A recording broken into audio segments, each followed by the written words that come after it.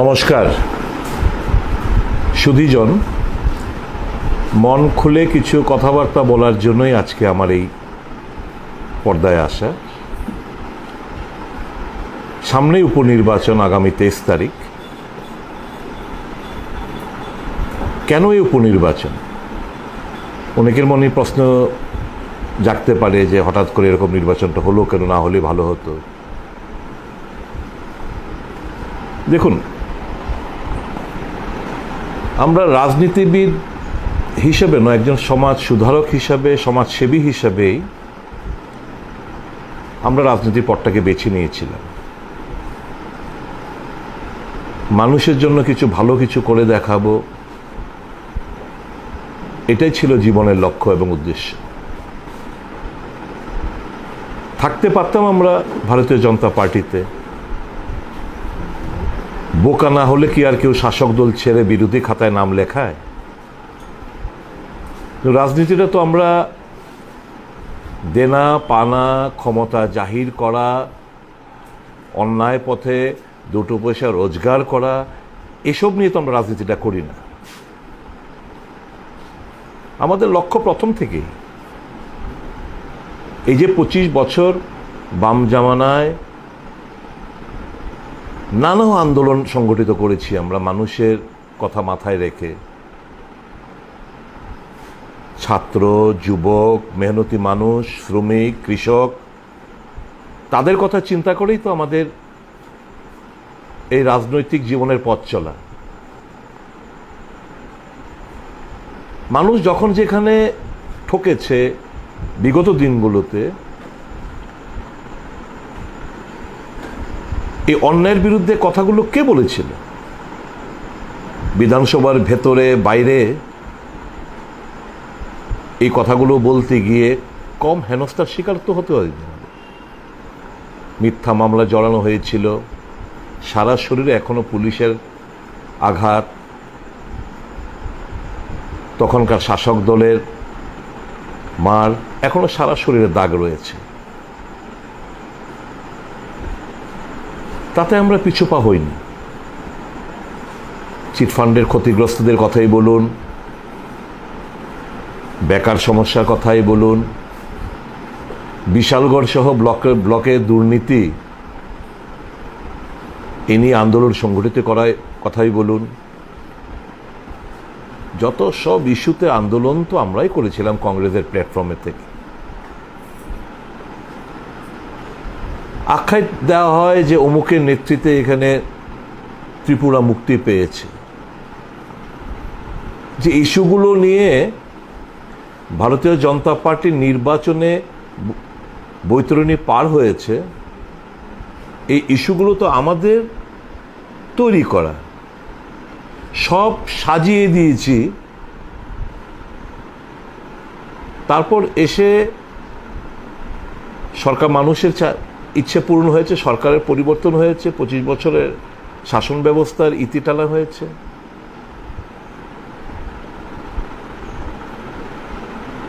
ভেবেছিলাম যে হয়তোবা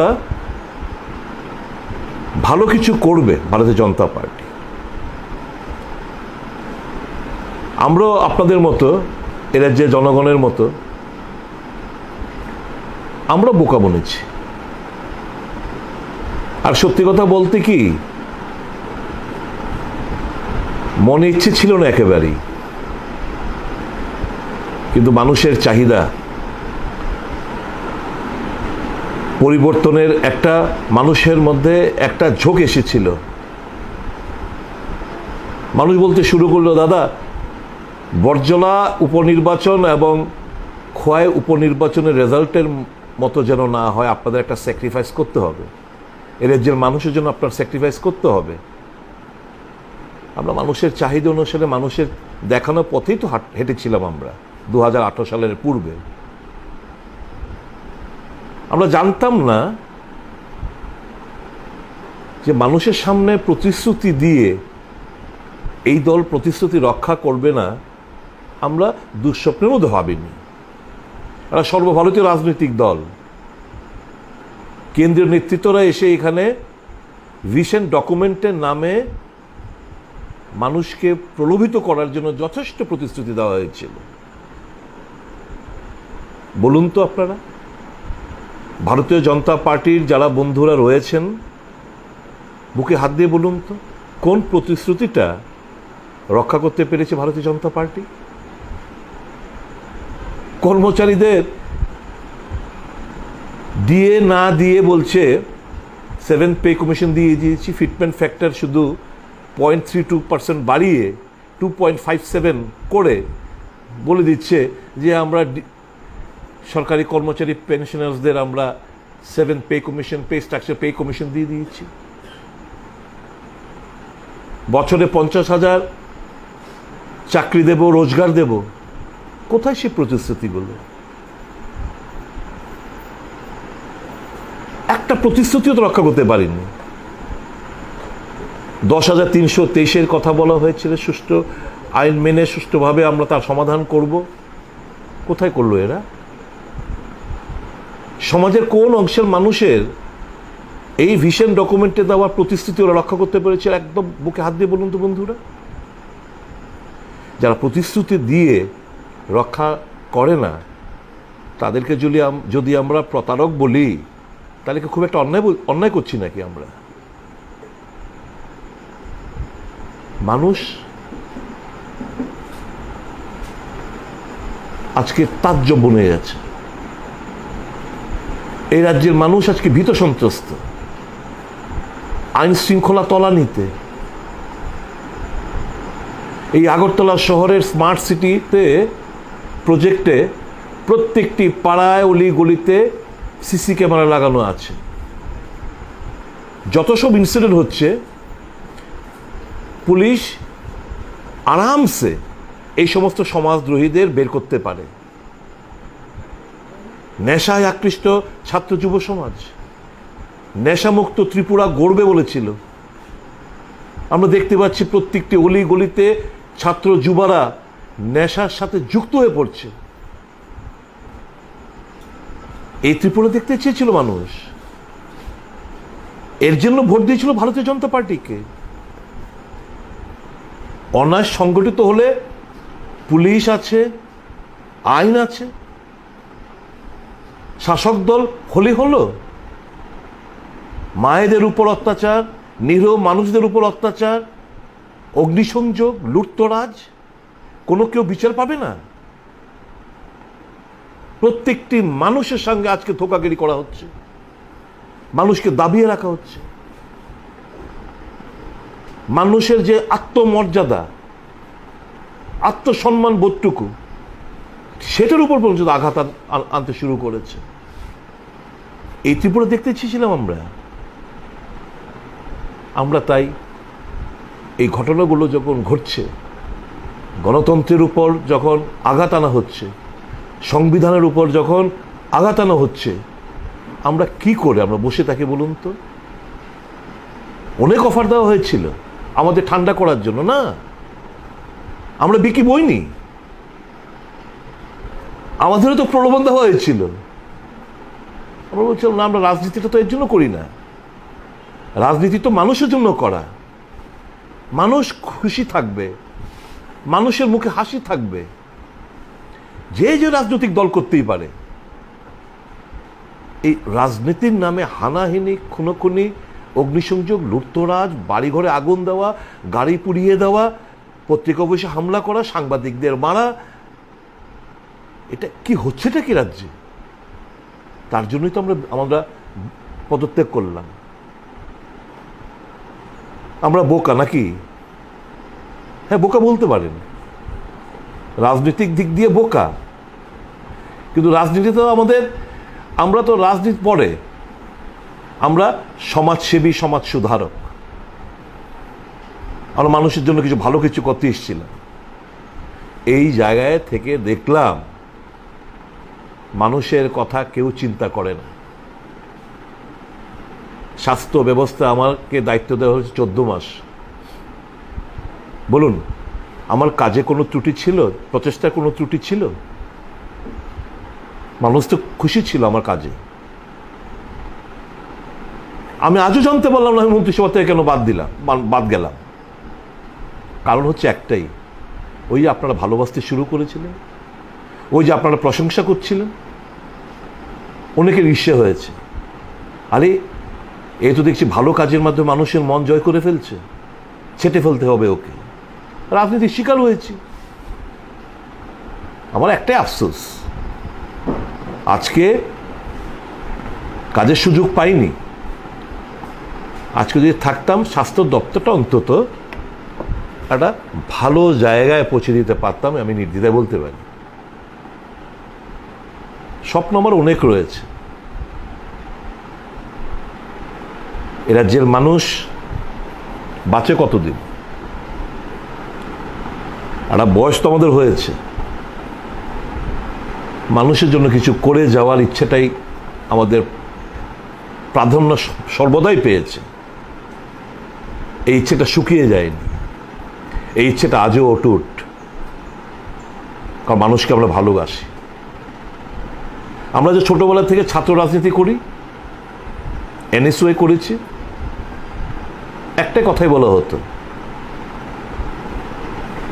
যে ধর্মের নামে কোনো রাজনীতি করো না, জাতপাত নিয়ে কোনো রাজনীতি করবে না, একটাই আমাদের ধর্ম হোক মানবতা। মানুষ মানুষের জন্য, মানুষের জন্য নিজেকে নিয়োজিত করো। আমাদের ছাত্র জীবন এনএসওয়াই থাকাকালীন আমাদেরকে এই শিক্ষাই প্রদান করেছিল। ওই শিক্ষাটাকে পুঁজি করেই আমাদের পথ চলা। আমরা কে মুসলমান, কে খ্রিস্টান, কে ঈসাই, কে শিখ, কোন কে রঙের, কোন জাতের, এ নিয়ে কখনো আমরা রাজনীতি আমরা করিনি। কিন্তু বর্তমানে ভারতবর্ষে এটাকেই প্রাধান্য পাচ্ছে। এটা খুব কষ্টের যে আমাদের এই দেশের যুবরা, যাদের উপর এই দেশটা নির্ভর করবে, তারা আজকে বিপথে পরিচালিত হচ্ছে।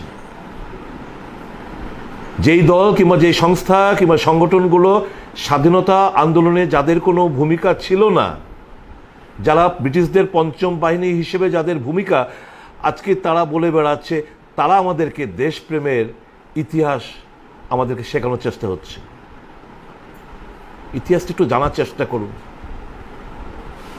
যে লোকটি পাঁচবার মার্সি পিটিশন ব্রিটিশদের কাছে পাঠিয়েছে, তারাই হচ্ছে ওই দলের আদর্শ, ওই দলের নেতৃত্ব, তাকে পূজা করে। যেই দলের, যেই পন্থার লোক দেশের মহানায়ক, দেশের পিতা গান্ধীজিকে হত্যা করতে পারে, এই হত্যাকারীকে তারা পূজা করে।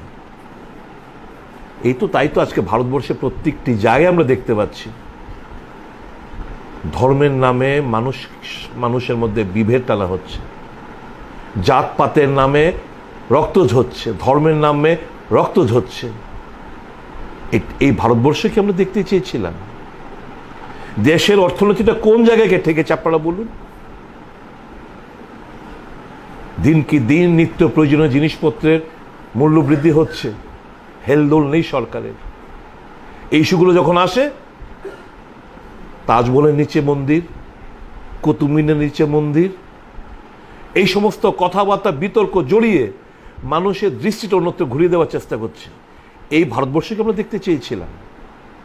এই কথাগুলো বলছে এই কারণে, এই সবে মাত্র 8 বছর কেন্দ্রীয় সরকারের 8 বছর পূর্তি হয়েছে।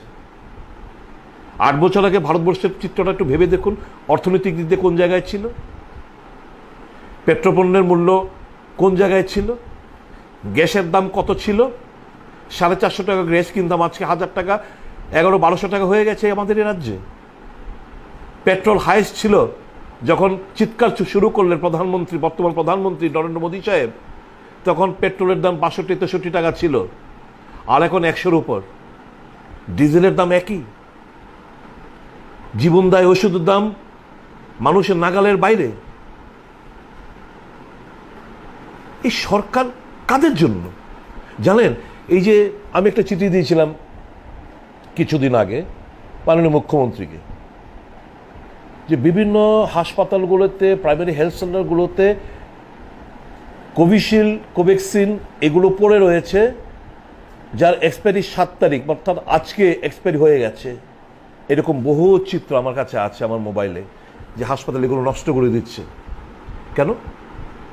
বিনা পয়সা এই চিকিৎসা, এই ইঞ্জেকশনগুলো দেওয়া যেত না, কেন দেয়নি? এখন যে নষ্ট হচ্ছে। আরেকটা লট বিশাল বড়, প্রায় 20,000 ভায়েল নষ্ট হতে যাচ্ছে এই 16-17 তারিখ, এই মাসের।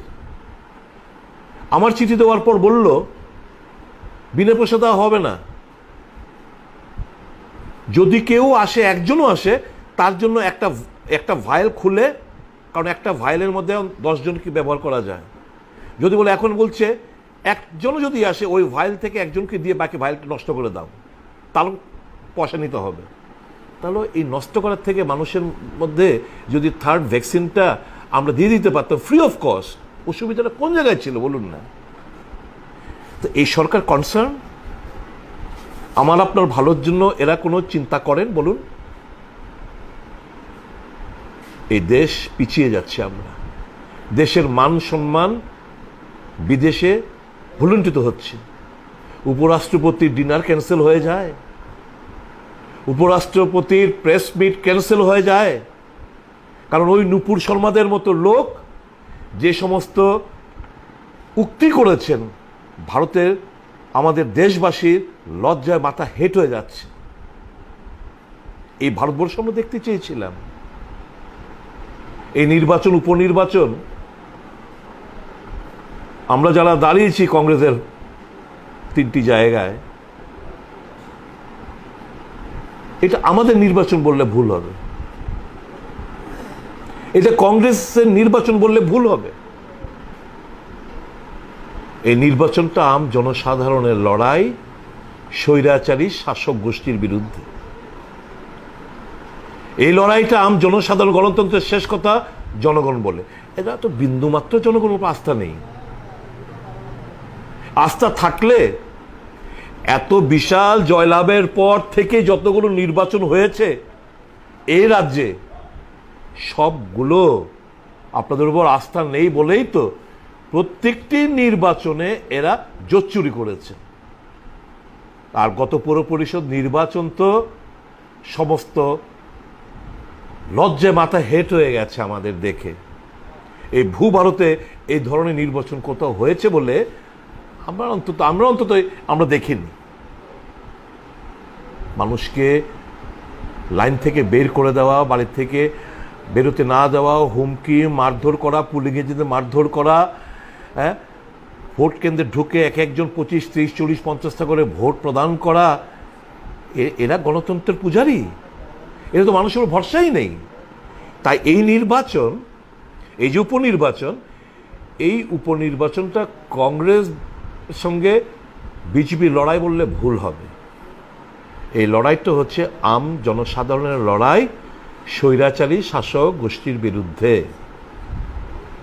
ভারতবর্ষকে দিশা দেখানোর লড়াই, ত্রিপুরাকে সঠিক জায়গায় নিয়ে যাওয়ার লড়াই। পিছিয়ে যাচ্ছে ত্রিপুরা, পিছিয়ে যাচ্ছে ভারতবর্ষ। ছাত্র যুবা, তোমাদের কাছে আমার আপিল, আমাদের একটা বয়স হয়েছে, এখন we are at the mercy of the Almighty. But you have got a long period. The country and our state requires good students and good youths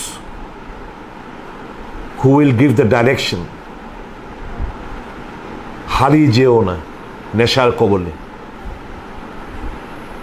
হারিয়ে যেও না যারা বিপথে পরিচালনা করছে, যারা ভারতীয় জনতা পার্টির অ্যাক্টিভিস্টরা রয়েছ, আমার থেকে বয়সে ছোট বলে তুমি করে বলছি, বিপথে পরিচালিত হও, বিপথে পরিচালিত হবে না। তোমাদের একটা সোনালী ভবিষ্যৎ অপেক্ষা করছে। পেছনে সমাজদ্রোহের মোহরটা লাগিও না, পেছনে বাইক বাহিনীর, নিগো বাহিনী, বাইক বাহিনী, হেলমেট বাহিনীর মোহরটা লাগিও না দয়া করে।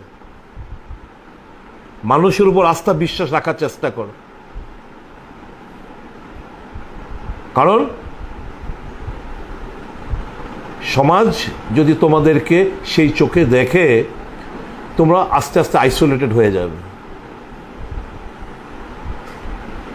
যারা আমাকে গালাগাল করো, সোশ্যাল মিডিয়াকে অকথ্য কথাবার্তা বলো, কষ্ট হয় যে এই শিক্ষাকে তোমরা তোমাদের মা বাবার থেকে পেয়েছো। আমি তো যারা তোমরা লিখছো, আমি তোমাদের প্রোফাইলে গিয়ে দেখি, তোমাদের বয়সটাও দেখি, কষ্ট হয়ে এই মর্মে যে এরা আমাদের ছাত্র যুব সমাজ। দুঃখ হয় কারণ তোমরা ভুল পথের শিকার, তোমাদের ভুল পথে পরিচালিত করছে নেতৃত্বরা। এভাবে চলতে পারে না। তোমরাও তো দেশকে ভালোবাসো, তোমরাও তো ত্রিপুরার মাটিকে ভালোবাসো। দেশ রসাতালে যাচ্ছে, এটা তোমরা সহ্য হয়? দেশের মান সম্মান বিদেশে আমরা বিসর্জন দিচ্ছে, তোমাদের গায়ে জ্বালা করে না? একটু ভাববে ভাই। আমার গুরুজনদের কাছে, অভিভাবকদের কাছে আমার একটাই অনুরোধ, একটু ছেলে মেয়েদের, আমি শুধু রাজনীতি হিসেবে কথা বলছি না, ভোট আসবে যাবে, ভোটের রেজাল্ট কী হয় I am not at all concern. আমার কনসার্ন হচ্ছে আমাদের ছাত্র যুবদের কথা ভাবনার মধ্যে যখন আনি, যখন তাদের জিনিসপত্রগুলো, এই জিনিসগুলো দেখি, তখন খুব কষ্ট হয়। I would love to see my youth, my students really surpassing all the students. Let there be healthy competition. I see my student, I see the youth of my state ভালো ভালো জায়গায় প্রতিষ্ঠিত হচ্ছে। কত সুন্দর ত্রিপুরা বানাতে পারি আমরা। আইটি সেক্টর আমরা কত ভালো কাজ করে, শিক্ষিত ইঞ্জিনিয়ারদের আমরা কত সুন্দর কোম্পানিগুলোকে এই রাজ্যে এনে স্থাপিত করে, আমরা বিভিন্ন ইনসেন্টিভ দিয়ে তাদেরকে যদি আমরা আনতে পারতাম, তাহলে তো ত্রিপুরার চেহারাটা আজকে পরিবর্তন হয়ে যেত। একটা ইন্ডাস্ট্রি লার্জ স্কেল ছেড়ে দিন, ছোট মাঝারি একটা ইন্ডাস্ট্রি করেছে বলুন, বেকারত্বের জ্বালায় মানুষ দিশেহারা, যুবকরা দিশেহারা।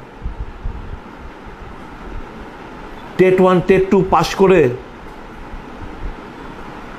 এরা হন্য ঘুরতে হয়, আর বলার সময় বলে 14,000 পোস্ট শূন্য পড়ে রয়েছে শিক্ষা দপ্তরে, আমরা লোক পাচ্ছি না। আর যখন এরা পাশ করলো তাদের নিয়োগ হয় না। আমাদের নেট সেট পাশ করা ছেলেমেয়েরা বসে রয়েছে।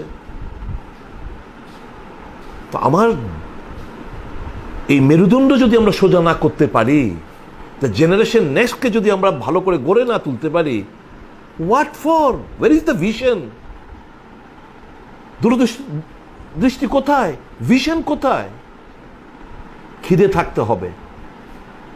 সরকার পরিচালনা করতে গেলে ভিশন যেমন থাকতে হবে, তার একটা বড় হার্ট থাকতে হবে, কিছু করার একটা ইচ্ছা শক্তি থাকতে হবে।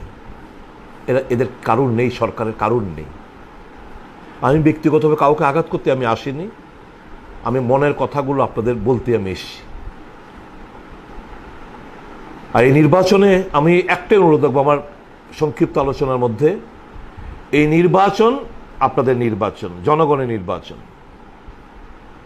আপনারা বেরিয়ে আসবেন, তো বাড়ি থেকে বেরিয়ে আপনারা প্রতিবাদ করবেন, প্রতিহত করবেন। যদি এরকম কোনো জায়গায় যদি কেউ এরকম তাদের ভাবনা চিন্তার মধ্যে, আমি জানি কিছু কিছু খবর আমরাও রাখি, নির্বাচন কমিশনের কাছে আমি প্রত্যেক দিন যা যা খবর পাচ্ছি সব দিচ্ছি। নির্বাচন আমরা করে দেখাবো। নির্বাচন হবে, ওই ভোট কেন্দ্রে ভিতরে কেউ কিছু করতে পারবে না। আমার ভোটারদের কাছে বিল থাকবে, ইলেক্টরসদের কাছে বিল থাকবে, আপনারা সকাল সকাল গিয়ে ভোটের লাইনে দাঁড়ান, আগে ভোট পরে চা বিস্কুট খাবেন বাড়িতে এসে, কিন্তু ভোট দেবেন। কোথাও যদি কোনো ব্যারিকেড করার চেষ্টা করা হয়, আমরা নাম্বার দিয়ে দেবো আপনাদেরকে, পরের সপ্তাহে আমি আবার এসে আপনাদেরকে নাম্বারগুলো সব দিয়ে দেব। দেন এন্ড দেয়ার আপনারা সেই জায়গায় ফোন করবেন। কিন্তু এই অশুভ শক্তির বিরুদ্ধে সত্যের জয় হতেই হবে, অসত্যের বিরুদ্ধে সত্যের জয় হতেই হবে। I am with you. I stood beside you. And in the future also, I'll stand beside you. সবাই ভালো থাকবেন, সুস্থ থাকবেন, গণতন্ত্রের জয় হোক, এটাই আমাদের সকলের কাম্য। সকলকে আমার নমস্কার।